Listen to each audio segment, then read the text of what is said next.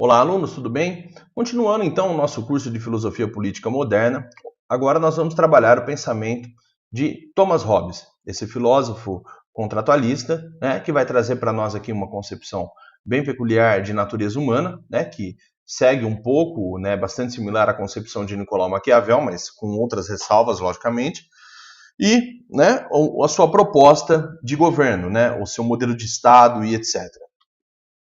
Thomas Hobbes, então, né, ele é um pensador contratualista. Então, essa ideia do que significa ser contratualista vai servir também para os próximos pensadores que nós vamos trabalhar, que é o Locke e o Rousseau, tudo bem? Então, o contexto intelectual desses autores, ele segue um pouco o que já vinha com Maquiavel, que é a ideia de secularização do pensamento político. Quando falamos de secularização, estamos falando da separação da esfera política da esfera religiosa, tá? Então a política agora ela se desprende da esfera religiosa, tá? De modo que o problema que surge para esses pensadores é como você justifica racionalmente e legitima o poder do Estado sem recorrer a essas explicações religiosas, tá? E fundamentalmente responder então qual é a origem do Estado, já que antes a origem do Estado ela era explicada, né, a partir de preceitos propriamente cristãos, né, lá no pensamento de Santo Agostinho, Tomás de Aquino. Então, as teorias contratualistas, né, para poder explicar a origem do Estado, elas vão estar partindo da análise do homem no seu estado de natureza. Ou seja, dizer que o homem no estado de natureza, ele vivia sem qualquer tipo de sociabilidade, ele desfrutava de toda e qualquer coisa, e ele tinha uma liberdade total para realizar todos os seus desejos, né? E vai chegar um momento em que os membros da sociedade eles decidem firmar então um contrato social e criar um Estado, justamente por conta das dificuldades, né, que possam surgir aí nessa vida, nessa liberdade sem limites e etc e tal, tá? O Estado ele vai criar então a lei, a autoridade e a soberania, mas fundamentalmente também a condição da vida civil, o Estado civil, a vida em sociedade, ela também cria para os indivíduos um conjunto de preceitos morais que são fundamentais. Vamos ver então como isso se desdobra aí no pensamento de Thomas Hobbes, tudo bem? Bem, antes de qualquer coisa, é importante entender que Thomas Hobbes ele é um pensador que foi muito influenciado pela sua vida, né? Ele era inglês, né, de família pobre, mas uma família que foi adotada por uma outra família de nobres, tá? E percebendo, então, né, talvez as habilidades cognitivas desse jovem, essa família recebeu, então, da estrutura e condições de estudo para Thomas Hobbes. Isso pode ser um dos fatores que leva ele a ser um grande defensor do absolutismo, né? A sua orientação ela é uma orientação empirista propriamente, porque isso fica evidente a partir ali, né, de você olhar, né, para a classe da nobreza e os ingleses, né, que eram dessa orientação empirista ali, tá? E é um contratualista, como já foi dito, tá? Em primeiro lugar, então, no estado de natureza para Hobbes, é importante entender o que leva o ser humano a se comportar de determinada maneira. Sendo um empirista, Hobbes também entendia que havia uma questão que movia os seres humanos que era similar às questões que movem o cosmos. É aquilo que ele vai chamar de mecanicismo corporalista. O que significa esse mecanicismo corporalista? É um determinismo mecanicista, mecânico que rege o universo. Tá? Então, existir equivale a ser um corpo em movimento que é movido por ações exteriores. Então, tudo que existe no universo tem um movimento mecânico que é regido por leis, por ações exteriores. E não é diferente com o ser humano.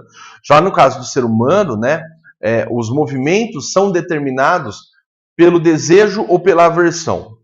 Então, o ser humano ele sempre se move em direção ao desejo e em sentido oposto àquilo que ele tem aversão. Toda ação humana vai ser orientada, então, pela busca do prazer ou pelo afastamento da dor.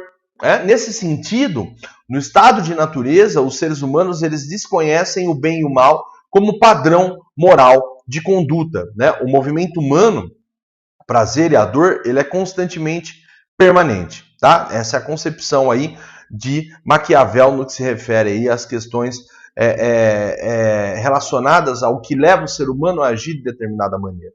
Tá? E como a gente pode ver, a questão moral ela é fundamental para impor limites ao ser humano. O que isso significa? Significa que a liberdade ela é tida no estado de natureza como uma ausência total de impedimentos, né, à movimentação humana. E por isso ela é impraticável. Por quê? Porque se cada ser humano, né, age sem limite algum, ele vai ter todo e qualquer outro ser humano como um inimigo natural, porque ele não vê limites aos seus desejos. O que ele quer, ele pega.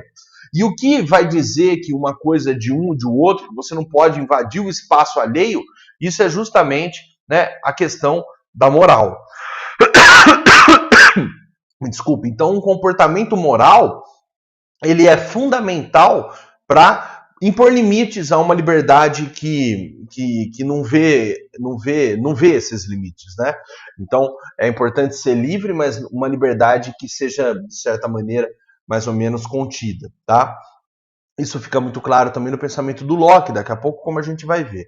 Então, dentro do estado de natureza, existe uma disposição permanente para uma guerra generalizada, uma guerra de todos contra todos. Tá? Essa guerra ela é consequência do direito natural, né? É a liberdade que os seres humanos têm de proceder de acordo com aquilo que eles julgam adequado à sua preservação. Então, vamos lá. No estado de natureza para Hobbes, o que vigora é uma guerra de todos contra todos, uma situação de guerra e egoísmo onde o homem é o lobo do homem. Essa é uma expressão do próprio Thomas Hobbes.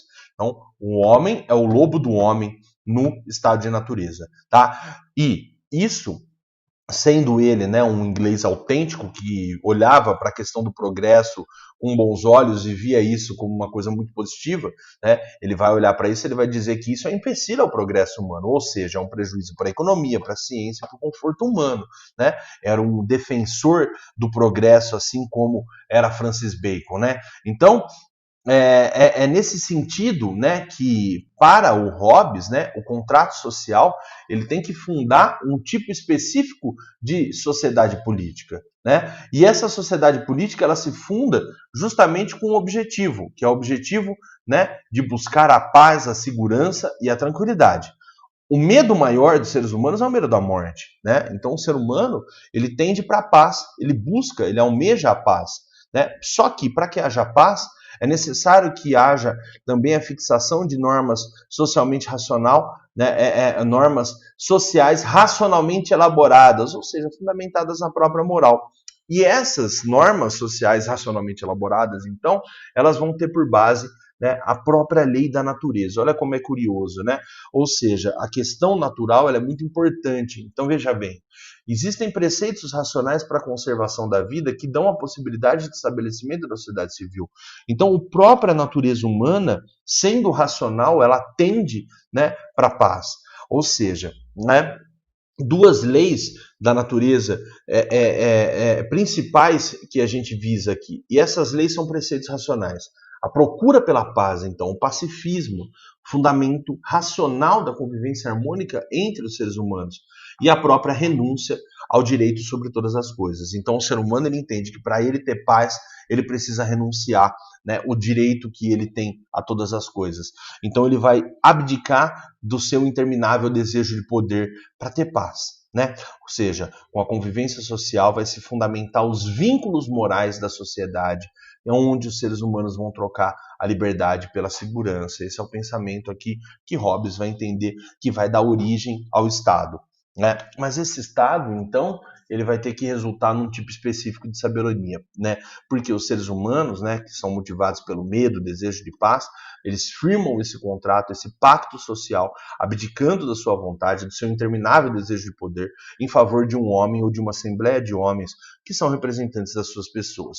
E para que isso seja preservado, né, visto que a natureza humana ela é uma natureza um tanto quanto caótica, e veja bem, pessoal, a questão aqui ela é especificamente moral, bom? Especificamente moral. Então o problema é que o ser humano ele é mau por natureza porque ele não tem limites morais, né, quando ele vive no estado de natureza, né? Ou seja, ele age pelos seus instintos, pelos seus impulsos, né, por um determinismo mecânico, né, que faz ele sempre em direção ao desejo, né?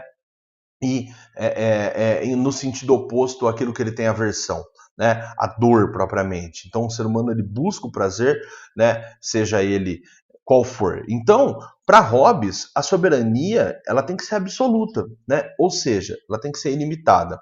Só assim, né, para esse autor, nós o ser humano ele vai se sujeitar, né, às vontades individuais de cada um, vai ser capaz, né, o soberano, de sujeitar as vontades individuais de cada um, né, e superar esse estado de natureza, né, e instaurar o poder do Estado. O soberano, então, ele julga sobre o bem e o mal, o certo e o errado, o justo e o injusto. Ele cria as leis, ele administra, né, os bens públicos que são compartilhados. Então, o poder absoluto, ele é o poder concentrado, né? Ou seja, ele concentra aquilo que hoje nós chamamos de poder executivo, legislativo, judiciário, tudo na figura de um único governante ou de uma assembleia de governantes. O Hobbes, então, ele vai chamar esse estado de Leviatã, né? Essa é a capa da nossa aula, né? A figura do Leviatã. O Leviatã é essa figura bíblica, né? Um monstro marítimo muito cruel, que em suas ações ele defendia os peixes pequenos dos grandes. O Estado, ele é como Leviatã, né? Apesar de ser em alguns momentos um tanto quanto violento, ele acaba por preservar certa ordem da sociedade e protege os mais fracos dos mais fortes. Né? Nesse sentido, Leviatã ele possui uma autoridade, um poder absoluto aí sobre todas as coisas. Tudo bem, pessoal? Então, para o Maquiavel, né, vamos recapitular o que a gente passou, né? O estado de natureza ele é um estado de guerra, porque o ser humano ele é movido por impulsos que são mecânicos, são deterministas, né, em busca do prazer e o distanciamento da dor. Ele busca o prazer e se afasta da dor. Ele não vê limites morais para suas ações e por isso, né, racionalmente falando, o medo leva ele a tender para a paz. Né? Então, ele abre mão da sua liberdade sem limites, da sua vontade, para ter paz, para ter tranquilidade.